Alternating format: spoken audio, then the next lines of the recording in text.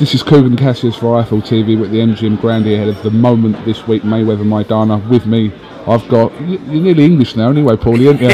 Paulie Malingnagggi, what's going on? Hey man, I'm just excited about fight week, you know, in Vegas during the Mayweather fight week. It's always cool to be around, and you know, I'm excited just like all the fans here are excited, you know, about watching the big fight. Absolutely. Let's just talk a little bit about that before we come on to anything else. Mayweather Maidana, obviously for a long time from a British point of view we thought it was going to be Amir Khan, obviously someone you know very well as well. It didn't happen. Maidana, off the back of the great win over Broner, put himself in the mix. Now he's fighting Mayweather. Can Maidana beat Mayweather? Is there a chance for him? You know, here's the thing. Anytime Mayweather fights right now, he's going to be the favorite every time. So you can't really say one guy is going to be the guy to upset him. The night Floyd Mayweather loses, if it happens, will be a shock to everybody. But it doesn't mean it can't happen. I think Maidana is enjoying a good moment right now. He's got some momentum on his side. And he's a guy who's always fought in a hungry style, the tenacious style. So I can't say he doesn't deserve the shot. Can he beat Mayweather? You know, that kind of rough stuff has troubled Mayweather at times in the past, but can Maidana do it enough to mix it in with some solid skills and then the punching power he has? It's possible. Again, Mayweather's so smart. I mean, Mayweather's a good fighter, but you wonder if at 37 years old, some things can slow down, you know, and that's what you have to hope if you're Marcos Maidana. Amir Khan is also fighting on the bill against Collazo, his first fight in the welterweight division. How do you see that fight going? I think that's the best fight possibly on the card. I mean, I know Collazo well, I know Amir Khan well. They're both very good fighters. Collazo has been a bit underappreciated his whole career because, you know, contract issues and injuries, problems. You know, he tore his labrum in the Freddie Hernandez fight. He broke his thumb in the Shane Mosley fight. And then when you're stuck with Don King, it never helps either, you know. So I think Collazo has been a bit underrated his whole career because people didn't see enough of him, you know. And Amir Khan obviously has been a very inconsistent fighter. Sometimes he's looked like possibly a pound-for-pound candidate, and then sometimes you look at him and you say, what happened to this guy? You know, so I think the fight has a lot of possibilities, a lot of possible endings, but I think it's two guys who really want it bad, because when you're the co-main event on the Floyd Mayweather card, let me tell you something. That means you're possibly going to be Floyd's opponent if you can win that fight. So I think there's a lot on the line for both guys, and because there's a lot on the line for both guys, I would like to really enjoy that fight, and I think it's going to be the best fight on the card. I mean, you're going to have two skill guys, you're going to have two hungry guys, and you're going to leave it all on the line. So for that reason, I see a very good fight. There was talk after Broner's defeat to Maidana that he possibly may have rematched Maidana in his first fight. Obviously he's not. No. He's fighting Carlos Molina. What do you think about that fight? Is it a safe fight for Broner? And I think Molina, here's the thing, when you have a guy like Carlos Molina, anytime he gets a chance to get a shot at a guy like Adrian Broner, he can change his career overnight, you know? A win over Adrian Broner, suddenly your career's in a different platform, you know? So Carlos Molina's going to come with that tenacity, and Adrian Broner, no matter what, is going to get the best of Carlos Molina, the best Carlos Molina possible, because that Carlos Molina realizes what's at stake and what's on the line. Having said that, it's still a step down from who he's been fighting recently, you know? So you'd expect somebody of Adrian's caliber or expected caliber to win the fight and look like the old Adrian Broner. But hey, that's why we're here, you know. We're here to watch these fights because we're curious about how does a guy like Broner rebound from a tough defeat against a guy like Maidana. You know, is he not confident because of the punching power he took in the Maidana fight? You know, all these questions have to be answered because sometimes Amir Khan, to me, doesn't look like as confident as he used to before once the Andy Garcia left hook landed. You know, in his fight since, you know, he's looked a little hesitant at times. So you wonder if Khan can get that tenacity back. Same thing, you have to wonder if Broner can be the same Broner that he was before. So you know, these are fights where they're measuring stick kind of fights. You know, I think the Carlos Molina fight is a measuring stick kind of fight for Adrian Broner. Coming on to you now, Paulie. Obviously in England you regularly now feature on ringside, which is great. And when you were on it a couple of weeks ago after your defeat to Porter, you know, it seemed like that defeat had really sort of hit you hard. Yeah, you know, I think anytime you get to my age and you take a tough loss, you always have to consider a lot of options, you know, the options of retiring, the options of if you continue, what's there to do, is it worth it to continue, is there money to be made, is there great opportunities to be chased, you know, so, you know, there's so many thoughts going through your mind. You know, when you lose and you're 25 years old, like I was when I lost to Cotto, the mentality was, what do I do to get back on the horse and get back to the top? You know, that was the only mentality. Now it's a lot of things. It's, you know, what do I do to do that? But also, is it worth it to do that? You know, am I going to jeopardize myself if I do that? You know, so many things. So, you know, I think in the moment it was so fresh after the fight that I was still in that thinking phase. And I'm still in the thinking phase, but I've decided, you know what, let me put it to the back, in the back right now. Let me just enjoy the summer, and then I'll go back to thinking about these things and thinking about my future once the summer is over. You know, on a more clear head, because my head was far from clear when I talked to the guys on the show. So, like I said, I mean, don't think we've ever seen that sort of way of defeat for you before. Yeah, it was. I'll tell you, I had never been hit like that.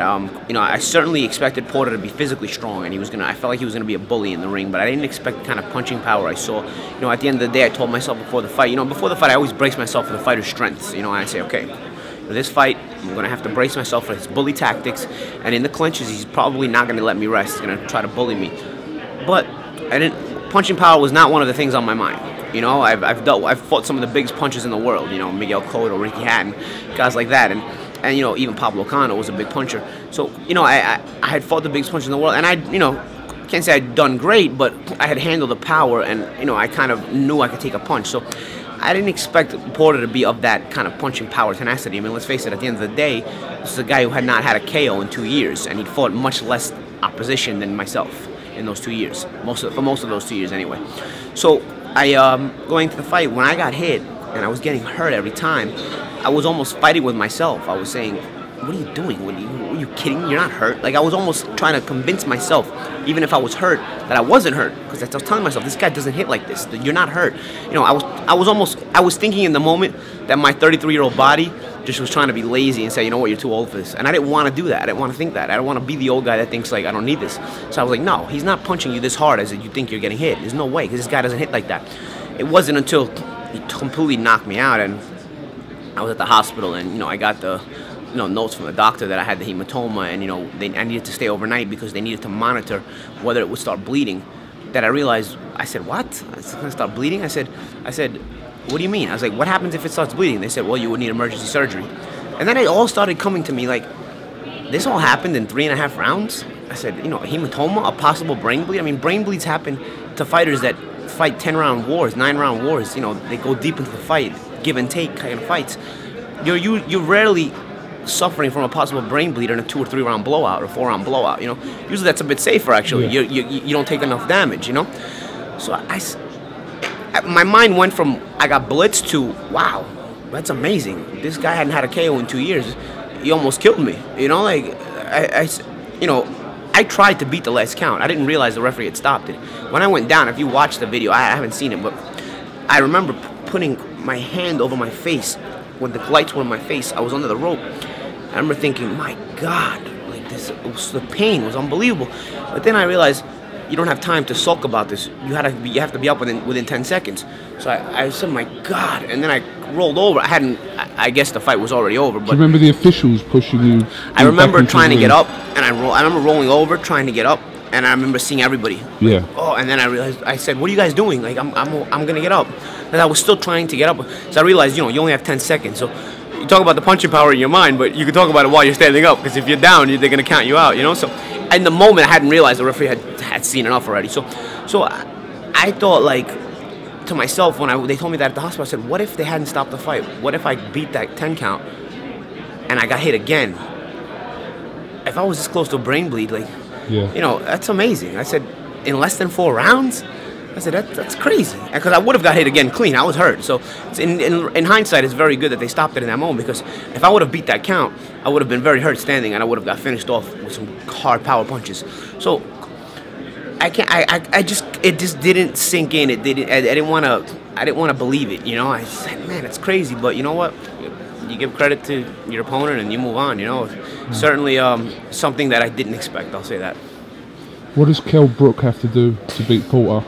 I think Kell has to beat Kell. I think when Kell is Kell, I think he's more talented than a guy like Porter. I think you know, he's got a lot of punching power as well. But Porter is very good at taking away your talent. Porter is good at being the bully in there and not letting you use your talent. That's where Porter is effective, really, is being the bully and not allowing you to have your space, your time to kind of use that talent you may have, the talent you may have over him, And I think that's probably what Porter's approach is going to be. I think Kell is in the mold. Again, he's not the same, but he's in the mold of a myself or an Alexander, where he'll take his time to set you up, and except that Kell probably hits harder than me and Alexander combined, so that he's got that advantage. But at the same time, stylistically, he's a guy who likes his time and likes to box and set you up with his power. So that's what Porter is what he specializes in, is not giving you that time. He'll just leave altogether, or then suddenly he'll attack in wild spurts. So it's up to Kell to really remain composed and set him up the right way. Just finally, Paulie, we know you're coming over across the pond, as you say, to Froch v Groves to work with the Sky team, so you must be excited about that. Yeah. Anytime I get to come to the UK, I get excited. The fans are so great, and the fights, the atmosphere at big UK fights, it's nothing like I've never seen before. I mean, I fought there on the City of Manchester show, the Etihad Stadium show, where you had your hair cut in the ring. Yes. How could I forget? Then I went to Hatton-Sinchenko. Yeah. Now I'm going to go for this one, where they're telling me there's already 60, 80,000 seats sold in Wembley Stadium. I just can't get enough of this stuff. I mean, I don't know why there's not more big fights in the UK. I mean, it's amazing. It shouldn't just be the big UK fighters that fight in the UK. I think the US fighters should be going there too. Like we have UK fighters that come here to make money, but I think with the fan base in boxing in the UK is of that sort that you can hold big name foreign fights there too. They don't just have to be UK fighters. Like here in America, we hold fights between two non-Americans all the time, as long as it's world class. I think you could easily do that in the UK, because the fans, they'll come out to watch. I mean, they're just huge boxing fans. So of course, when their own are fighting, and in this case Froch and Groves, I mean, it just makes it all the more amazing. It just makes it all, the atmosphere is just going to be festive, and singing and all kinds of stuff is going to be happening. And to me, it's a derby. Froch and Groves is two Brits, not one. So I don't know what to expect. But I do expect, as far as what's going to happen in the fight, I don't know what to expect. But as far as the fanfare, I expect it's going to be wild and festive and celebratory, and the fans are really going to enjoy it, and I can't wait to see it. Who are you picking for the fight? Or it's hard to pick, because based on how the fight ended the first time, you don't know which way it was going to go. Because, absolutely. You can. I love the fact that Groves was showing who he is, and he was showing the world, I'm world class, and I love the fact that he was able to do that. But it seemed like Froch was starting to give him some trouble. And so when a guy like Froch says the referee saved Groves from taking a beating late in the fight, usually you'd think it's sour grapes, like, oh, he's just trying to get away with it. But then you think of Carl Froch personally, his career. He's hurt guys late. He's come back in fights he was behind. I mean, I remember specifically the Jermaine Taylor fight where I was on the undercard, and I mean, it was an unbelievable knockout in the 12th round of a tired Jermaine Taylor, Jermaine Taylor that Carl had worn down despite being behind against him. So you start to wonder, was he on his way to doing that against George Groves, or was George going to continue to hold on to the lead? And so I really felt the referee robbed us of a perfect ending. Well, no, one way or the other. You could look at it, he's done us a favour, because otherwise we wouldn't have had the rematch. So that's true. That's true. But you know what? I think you might have the rematch anyway, because if the fight ends like that, I mean, think about it, one way or the other. I mean, you'd want to see a rematch regardless. But regardless, I don't want to hop on the referee too much. You have to really celebrate the fact that we have this rematch, and it's going to be in Wembley, where it's a huge event, and I'm going to be there, so I'm happy about that. So I can't tell you I can know for sure. I want to see, certainly adjustments will be made by both fighters, and from there, we'll see how the fight evolves. Okay. That's called, what you just done there is called fence sitting, which in England means you don't go either side of the fence. I do this a lot. I'll tell you off camera what I think, but on camera, it's hard. Once you pick Froch, for the whole time you're in England, you're a Froch guy. You're a Froch guy, yeah. If you pick Groves, I gotta be honest, I could see both guys win. I guess I'll keep fencing it, but I could see both guys winning, because it's all gonna really come down to who can make the proper adjustments. There's only 1 or 2 adjustments each guy needs to make, because the fight's right there, But who do I think can make them? I don't know, I mean, I think both guys can make them. And it'll come down to some adjustments during the fight, where they'll see each other. So both guys are world class. I mean, the championship of the world is on the line, rightfully so. And hopefully whoever wins can get a shot at Andre Ward, be it if Carl gets a rematch against him, or if George gets a shot at him. I think the winner certainly gets deserves a shot at the unification shot at Ward. Just a quick word on Keith Thurman, Paulie. Do you think he's the real deal? I think he's possibly the best young welterweight in the world right now. I think he's really showing how dangerous he can be. I'd like to see him step up a little bit, but there's certain fights he's won where I think he was in more dangerous than people realize, and I think the Diego Chavez fight was that fight. You know, I don't think people ever got to understand how dangerous Diego Chavez was, because Diego Chavez didn't have the big promoter, the big name to really put him out there. But I remember Diego Chavez was my mandatory for the WBA title when I had it, and I remember there was a time I thought I was going to fight him, and I started watching video of this guy, and I said, this guy is the real deal. This guy is very dangerous, and he showed that against Thurman. I mean, the early part of the fight with Thurman, he was really, really tearing into Thurman, and I started realizing, like, man, this is where we're going to see how real Thurman is. And, well, I always knew he had character. I mean, I always knew he had talent. I always knew he had punching power, but I wasn't sure about his character yet. That fight showed me a lot. That fight convinced me of the Keith Thurman hype train.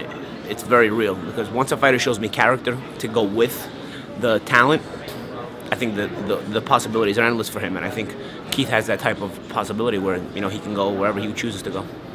All right, Paulie. Listen, thanks for talking to us. Is there a question over your future and whether you'll fight again? Have you?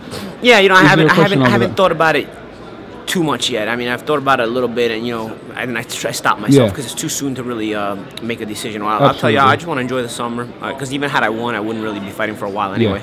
So I just want to enjoy the summer and not make any emotional decisions, not make any rash decisions.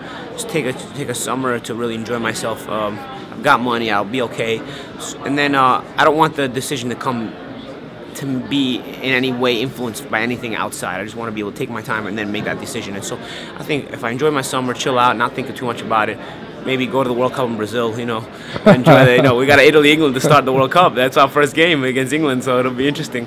But, you know, if I can do that and then afterwards maybe give it some thought and see what's worth it. All right, Paulie. Well, listen, we look forward to seeing you at Froch Groves, and obviously Mayweather and Maidana before that. So absolutely. Thanks for giving us your time. Obviously, Thanks. You've got a lot of fans in the UK, you know you have, so they will appreciate this. Thanks, mate. I love all the UK fans, man. I look forward to being there for the week of Froch Groves. Okay, Kugan Cassius, Paulie Malingnaggì, IFL TV. Thank you very much.